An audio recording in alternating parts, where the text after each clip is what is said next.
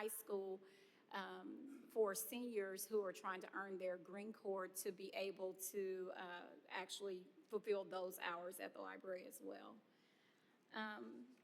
So now we get to go to the fun part, which are the challenges, which, as everybody pretty much before me has stated, one of the biggest challenges we're seeing. Well, I'll start the first one. I'll go down my list like it is on there. So the first thing is temporary library space during our renovation. So one of the things that we'll have to, especially with, as Kelly has said, such a tight budget, figure out how we would be able to still have a library during the process of the renovation. So, we're exploring different options as far as maybe being able to move the library to a temporary space, at least partially to a temporary space while the renovation is going on. So that's going to be a challenge. Also, we will be having to find a place to have our books while that renovation is going on, and it has to be climate controlled. So there are costs associated with all of those things. Also, the biggest thing, which is our staffing shortage, which everyone else is in the same boat. We all are feeling that. And just as an example, we, as the library, from July of last year to yesterday, had 1,600 new patrons since last July. With the small amount of staff that we have, we're getting somewhere between 600 and 700, I believe, about a week of visitors, checkouts. Those things are definitely causing us to be able to feel the squeeze, right? We all need to see additional staff, and this is one of the areas that we are seeing that we have way more people that are coming in, of course, than what we have to service them or to serve them. And we want to be able to continue to be a library of excellence. So in order to do that, we need to be able to be fully staffed and able to give those residents the treatment that they deserve. Currently, I think one of the ways that I have proposed in this budget year to help alleviate some of the stress on the current staff is to move Mary, who is part-time, up 16 hours of pay period, eight hours of a pay, 8 hours a week, so 32 hours a month, which is an additional, not quite $10,000 a year, but having her as that, for that extra 8 hours a week will help a lot. And she has had to work a lot of those hours before this has even been approved, just because it is just that busy. And being that we also have one other person who's part-time, with all of us, with our vacations, or if any of us get sick, we've all had different things go on, we're short. We have some days we only have 2 people on staff, which is Fridays. There's only 2 people on staff. Every other day, there are usually 3 of us, except I think Wednesday, Thursday, all 4 of us are there on Wednesday, Thursday, if nobody's out sick or has vacation. So we are seeing that we definitely need to address these issues. We have one staff member who I'm asking to be reclassified. It needs to be right-sized because her role is no longer a technician role, which is just checking out books, putting books in the system. She is heavily administrative and is my backup. And I have, for instance, I had surgery at the end of last year and was out 6 weeks. So she had to really take on the whole role of my job while I was out. So you never know when those types of things are going to occur, but it's good to be able to, what we have learned in the last couple of years is that we needed to be able to train up our next person, right? We need to always have someone that can back us up. Well, that's great to be able to have someone to back you up, but we also need to be able to make sure that those people are being compensated fairly for their work. And once again, it's another cost that would add another $10,000 or right around $10,000 to that budget. So for those two positions, one going to full-time from part-time and the other one being reclassified, are only adding about $20,000. And I know that's a lot in a tight budget year, but it is something that is definitely needed. It's not even a point of us just asking because we want. We have the need just like every other department, so I won't continue on that, but it is definitely a need throughout the city. And so one of the other things that I would like to say is our other challenge is about our size, our library size. We cannot rectify that right now, not the way that we would like to rectify it. So we are in the process of hopefully getting ready to expand and renovate this library. The outdoor space will allow us some really great opportunities to work with other departments and do, maybe environmental education, maybe a community garden, have some outdoor programming, and maybe even use the space to rent it out for events, for smaller events. However, we do know that we'll need a library of the future to really, really accommodate this growing community. Our library currently only has a capacity of 75, and on most days, if you come to any program, we're way past that capacity. And so we're having to go outside of the library to be able to even host normal story times or events. So we do realize that that is a challenge that we will have for the upcoming years. We don't know how long, but it is just something to keep on the radar. And with that, I am done. Does anyone have any questions? First, something you didn't mention that I really think should be highlighted here is that it is very difficult for a small library to have its own revenue source. Mm-hmm. But you have found a way to bring a small revenue source to our library because you're going to be doing Passport soon. Yes. And I think that was a very creative solution to finding a way to have a revenue source for our library. I really think that should have been highlighted because it's quite the accomplishment. I know it was like 2 years, I think. Yes. You were working on that. It was a very, very long process. We really got the runaround, I feel, for like 2 years. But we did just recently get approved to be a Passport acceptance facility. So we'll be going through training in next month to be able to do that. So, and that's a really good thing for us because we do see a lot of people come in and ask if we do passports, because some of the libraries in Collin County do. McKinney, I think, and Frisco are the two. So I feel like it's a good place for us to be because we have so many surrounding communities that can use that service. So we have, Blue Ridge, Josephine, Anna, Melissa, all this, Farmersville, all these smaller communities, if they don't want to travel down 380 to McKinney or one of the other places, they can come here and have their passport updated. So, yeah. Two things. I do hope that we can find a way to bring your part-timer to full-time, because it's something I brought up in December, because it's a need that you've had for a while, and the residents have spoken out on this regularly.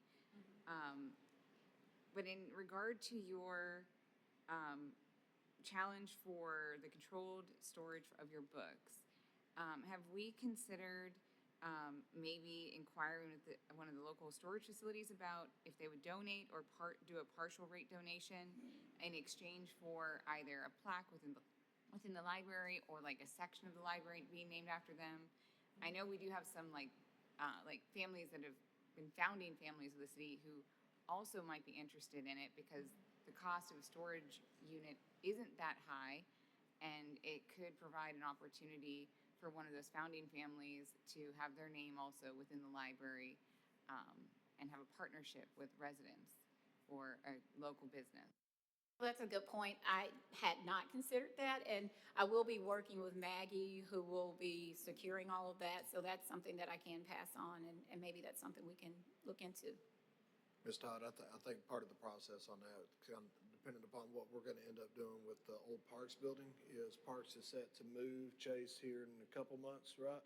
So about 2 to 3 months. So if this project kind of gets, we got to do a little lineup on that, but we are looking at utilizing part of that Parks and Rec to move all those books within. So hopefully, while we're kind of doing some refacing, we keep part of the library still open and still functional, still moving, right, inside one of our existing city buildings right now. And then hopefully that project kind of gets going and then we kind of expedite that process too. So, but there are a bunch of different options out there on the table. Have we considered utilizing the Bar Center for part of that? I know there is some programming from the library that's done there, so I'm thinking it would be just a natural segue and also in proximity. Yeah, yes, ma'am. We did consider that aspect. Part of the concern behind that was they just recently got that back, reopened up. It's not saying it's a no. I want to see what we can do as far as the timeline goes with inside the Parks and Rec Center, only because they just reopened up that community center again. I would hate to kind of shut it back down just to kind of house us. Maybe we house it. I don't know. I think it's a wonderful option.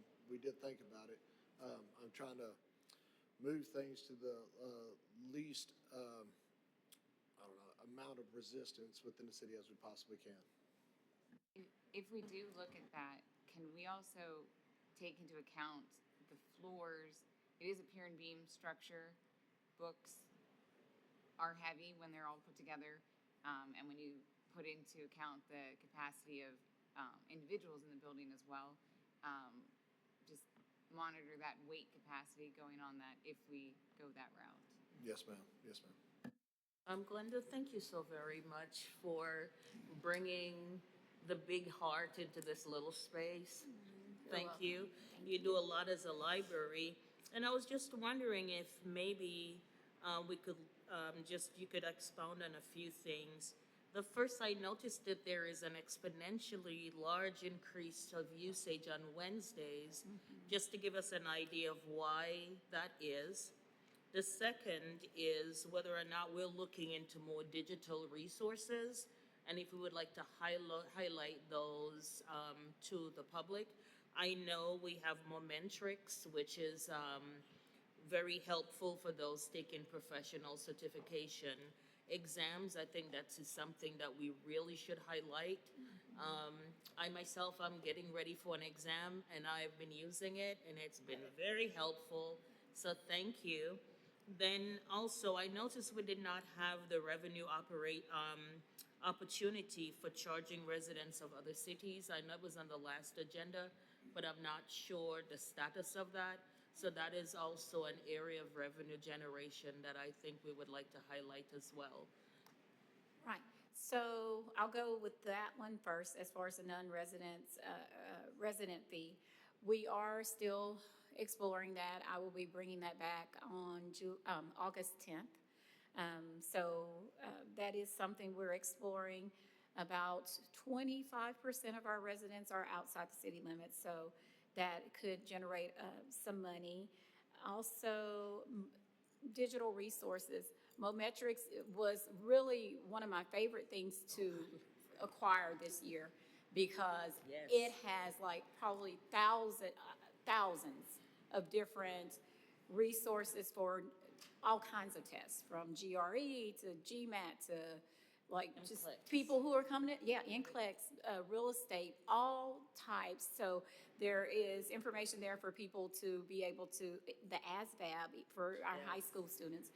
But so that is really a great resource. I do try to look for things that will eliminate me having to purchase the actual physical material, because we can't keep up with, if you have 10 students that are taking the ASVAB, they are all wanting the same book, and I can't afford to get 10 of those books. So this was a better choice for us because it's unlimited for the people that have library cards. They can use all those resources for various exams, study materials, and all the things. So it's definitely a great one. So that is something we will continue to look for, things that will be beneficial in that way. We do, of course, have digital books. We have all our materials are digital as well through our apps like Libby and Cloud Library. But for those books that are kind of those once a year, you have to constantly update, right? So anything for any exam, you have to update those yearly, and those can get really expensive. So this was a really great option to be able to do that without having to constantly buy new books, and people have access to it wherever they are. I forgot what the other one was. It was the first one. The use on Wednesdays. Wednesdays. Wednesdays are story time, and they are the days for, that is the day for the chess club. So there's chess club on Thursday night, and then there's chess club on Wednesday night. Chess is still held at the library on Wednesday night. So that's usually about 60 people for chess. Then we have story time in the morning on Wednesday. So Wednesday is just that's that day. One of the things we have talked about as a staff, I haven't even said to Chief Waters yet because I was kind of asking before I went to him with this, but so here you go. One of the things we talked about in trying to accommodate residents with more hours, right? We thought about possibly doing Wednesdays and Thursdays, the days that we do actually have 4 people on staff, to expand those hours to 8 o'clock and closing earlier on Friday, because Friday is not as busy in the afternoons as it is as the other days. So what we were thinking about is going to 8 o'clock, which is expanding an hour each day, Wednesday and Thursday, and then cutting down Friday from 9 to 5. So we still have the 50 hours that we're serving the community. However, those parents that are in McKinney coming home and wanting to take their kids to the library or whatever, and have that time to get there before we close at 7. So I think it's a good compromise without having to change the hours too much, or like doing anything extra as far as adding to the budget per se, but at least we can still have the same amount of hours, just expanding the time on 2 different days of the week. Awesome. Anyone else? I'd just like to commend you, Gloria, or Linda, excuse me, for the operations of the library. I mean, it's gone a long ways from being the Lois Nelson Library in the school building right next to the library in a little room to what it is now. I have been over there several times to participate in some programs and things, and I've always impressed about the friendliness and the professionalism that the library staff has, plus the cleanliness. I mean, it's a clean facility. Thank you. You know, and I just heard a recent survey, I guess it was, or a report that because of the literacy rate of the children now, I mean, there's lots of college students that are illiterate. Mm-hmm. You know, they can't even spell their name, they can't write. But it seems that now that there's more students going back to the libraries and checking out books and reading, there's more reading to going on. But it also brings up another thing, ADHD, or whatever it is, my attention, my grandson has it, and a little bit of dyslexia. And I'm just wondering if you've ever reached out to the Scottish Rite, because they have a large program on that they might be able to help fund some of that and maybe even furnish tutors for this area, because I know my grandson has to go to tutoring for that. And I just wonder if maybe they might be able to help in that and have another resource and maybe a program for students, because I'm sure there's lots of students here in Princeton that are ADHD, and which might help. I think that's a really great point. Definitely, we do see a lot of students who are having these different learning abilities. So whether it's ADD or ADHD, autism, whatever the case may be, there are those students that need that extra help. And so having that resource would be a good, something definitely I will check into, because I think we always are asked about, tutoring at the library. We do have some teachers that come in and tutor students, but just having a program that would be through the library with another community partner would be great to be able to have that. So thank you for that. It's actually the program that they do. It's through Take Flight and Write Flight for their dyslexia program. It's actually an amazing program. My district trained me in it. And staff or volunteers who learned how to use it from Scottish Rite, it is structured. So we could potentially have a lot of volunteers trained and able to provide those services without actually needing outsiders to come in if we could get Scottish Rite to do a partnership and do an official training. Because it's one of the easiest programs I've ever been trained to use because it's so structured. I think that's an excellent idea, Steve. Yes, thank you. I did write that down, so I will definitely be looking into that. And does anyone else have any questions? No. Thank you. Have a good day. Thank you.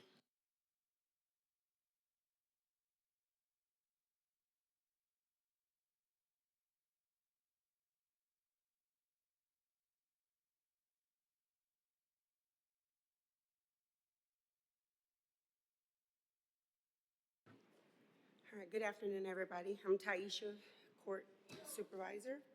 So our mission for municipal court is that we are committed to making a positive impact one case at a time. Impact, integrity, mindfulness, professionalism, accountability, compassion, and teamwork.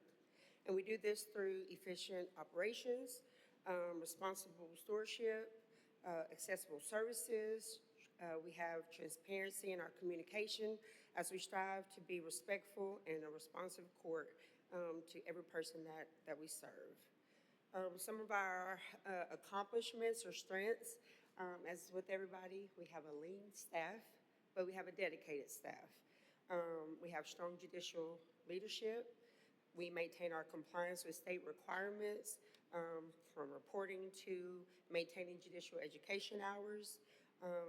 And then we also have established positive relationships with law enforcement and also other departments, finance, and working with Aaron and Mallory with updating our webpage.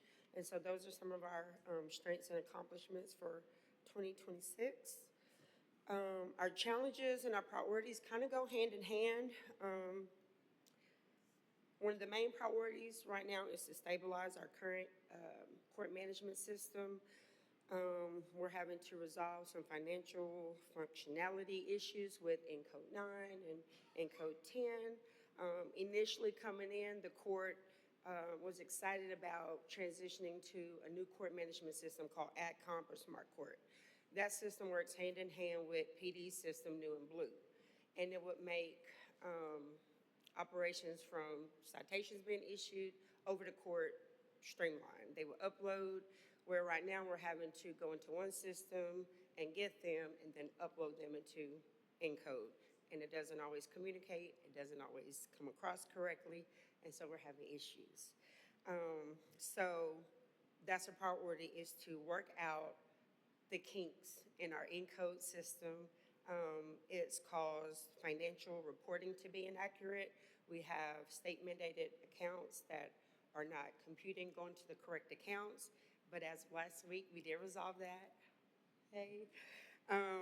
But it's also caused issues in the court being able to return restitution payments, bond refunds, and it's caused issues in finances reporting. There's things coming back on their side because we can't, the systems aren't talking. And so we're working to resolve those issues before we move to the new AdComp Smart Court system.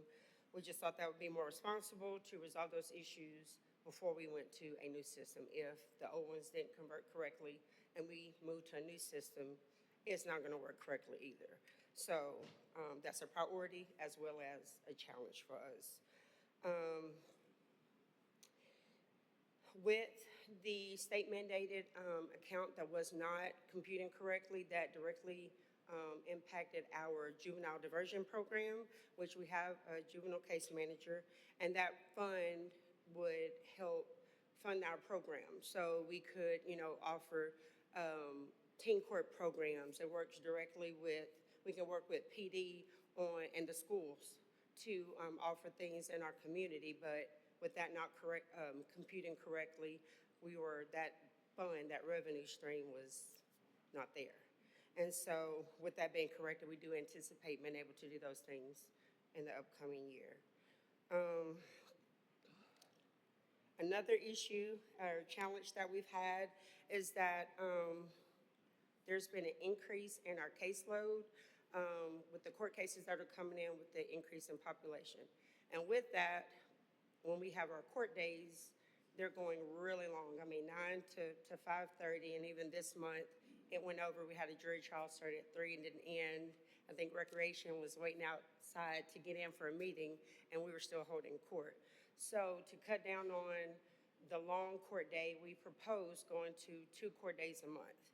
But with that, that brings challenges in itself.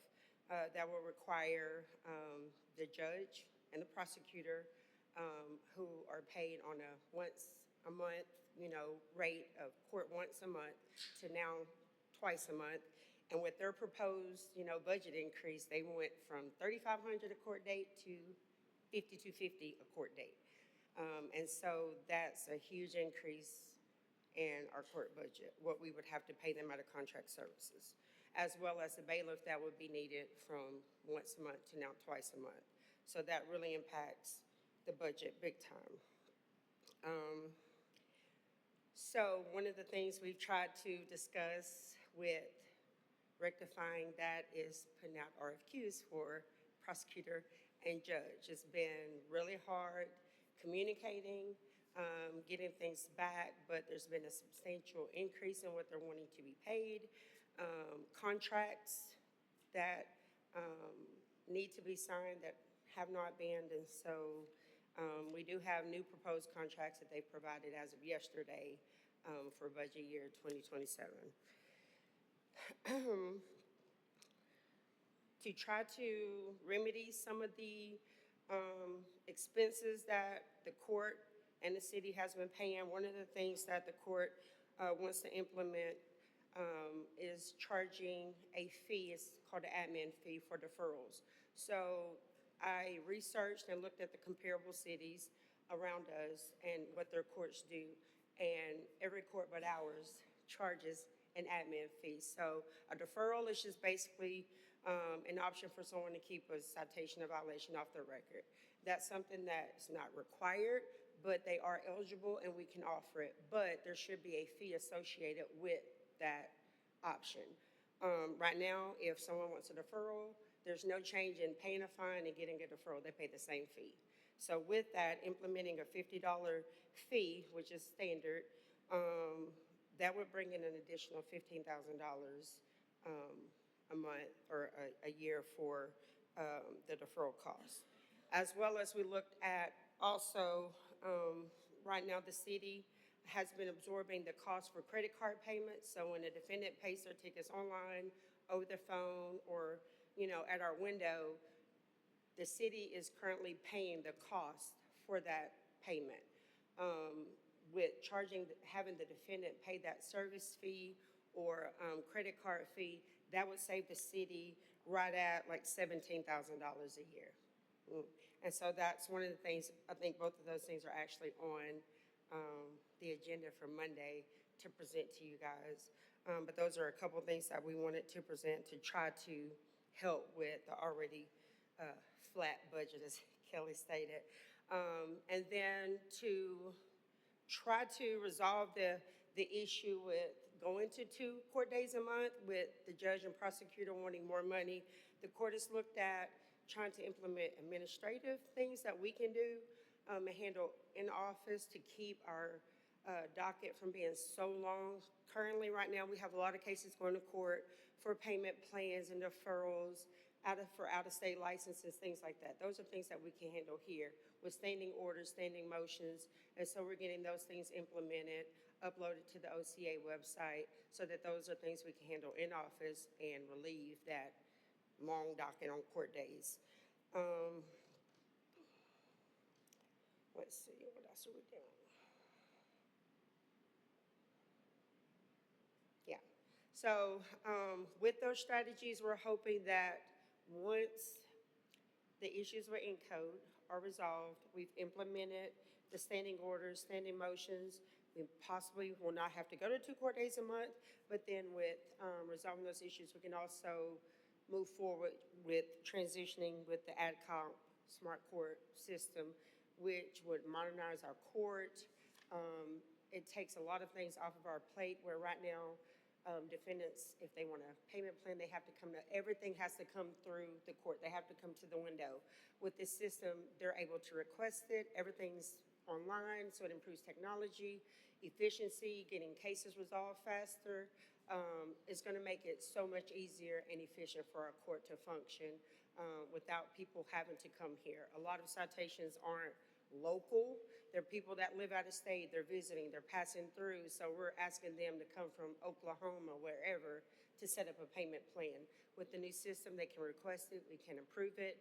They can set it up to auto draft. We don't currently have those capabilities. So with this new system, it will make things function a lot smoother. But to do that, we have to work out the challenges that we have right now first, so. Yeah. Any questions? I want to say thank you to Waters, sitting in the city manager seat. Last year, you did not have an opportunity to participate in some of this stuff, to speak to council. And so it's nice to have someone in leadership that has ensured that every department has had the opportunity to speak to us and tell us what your needs are. And so I just thank you for that, and thank you for all the things that you're doing. Thank you. Hi, would the additional, you indicated that if we charged for deferrals, that would be an additional $50, which would amount to about $15K a year. Then also, the credit card payments, if we added a charge, that would be approximately 17. Would that 32K help to offset having an additional day? Because as we continue to grow, we're going to see the caseloads grow as well. And so, yes, we're putting in the electronic system that's going to really help increase efficiency, which is a good thing. However, it's not going to do anything really about the number of cases that are coming forward. So how would that be an offset? With the new system, charging the credit card fees and the deferral fee would help financially, just because right now the city's paying that cost. So for every payment that's made, we have Tyler Technologies. Can you hear me? We need to change that. Can you hear me? Okay. So every credit card payment that's being made now, we're paying $1.50 to Tyler Technologies, plus we have ETS that we're paying. The city currently pays that. It was coming out of general funds. With having the defendant pay that, that's a fee that we don't have to pay. We're not absorbing that cost anymore. So that's just savings for us off the top. Yeah, it would just be a pass-through to the defendant, so no cost to the city. So that line item, zero. Yeah. But with moving to the new system and then establishing those standing orders, honestly, I feel that it would cut down on the number of cases that are going to court. A lot of the cases right now, there are people that just feel like, hey, I didn't do that, I want a court date. But a lot of the other ones are, I want a deferral, but they're from out of state. That's something that we can offer in-house with the standing order, where right now they're having to come to court to ask the judge for it. There's nothing legally that says that they can't have one. So we need a standing order. So there's some issues that can be resolved with standing orders, standing motions that will not directly, affect, like with the caseload increasing. That's not gonna, I don't think, have a direct impact, because there's gonna be things they can ask for outright, and we can handle it here without going to court and not needing to go to 2 court dates. That's my hope. Kelly, do the other departments also pass on the credit card fee to the residents, or are we absorbing the fees in those departments as well? Depends, utility billing absorbs that, but of course, that's part of their rate itself, so we factor that into your water and wastewater rates. Parks, I believe we absorb that as well. Library, we absorb those credit card fees, yes. Would it be possible to consider implementing this across the city? So it's, to have it a different standard in the different departments kind of creates confusion, but if we can get 17,000 from one department doing this, what could we save in the general fund if all the departments, other than utilities who already factors it in, if they all did it? How impactful do you think it could be for our general fund? And let me restate, I know that we're looking at our fees, and so some of these departments will be bringing to you some of these convenience fees to be passed on. But there's some departments where the transaction is so small that adding that might be more than what they're even paying for. So you kind of have to think about that balance in between somehow, but we will always look at that. So in that situation, wouldn't it just be more beneficial for the city if the cost for us to pay to collect the money is more than how much they're giving us? Why are we collecting that? I guess what I'm saying, like if you did a 99 cents or $1 or $3 standard on the credit card fee, development services, we do collect quite a bit on the credit card fees. It's based on, it's 3% for the cost of the transaction, whatever it may be. So that is a cost to the consumer. Is it possible for us to say if the charge is below $5, it will be a flat fee of $5? Or if it's below $5, a service charge will not be assessed, but if it's over $5, you'll be assessed a service charge? But I think it should be a flat fee that we don't absorb the cost, because it's more to us than what they're paying. And we can definitely look into that. I would also recommend, in the past communities I've worked in, if it's under a certain amount, we don't take credit cards. So that's something to think about as well. We could tell them if it's under that amount, we would not take a credit card, but if you use a credit card, you'll be assessed a fee. I've got one question, maybe the chief might be able to answer this, or you. We are a court of record now, right? Correct. So that means the judge can actually issue certain warrants that wouldn't be able to issue many years ago, because there's certain warrants that are issued that have to be by a court of record, like a district judge or a county judge. So my question to the chief, are we using our local judge to get the warrants? Or are we still going to county court or district court to get them? And is our judges available 24 hours to be able to do that in case of an emergency? Yeah, no, sir, we will still continue using the district. We will still continue using the district judge. So usually our school of thought there is if it's a felony or anything along those lines, we will use a felony type judge, prosecutor, anything. From there, we will work our way down, maybe for a Class B misdemeanor. But even at that, we will still use county judges and stay outside of the local judges arena, only because of the look of impropriety there. But they are able to issue it if they need to because they're a court of record now.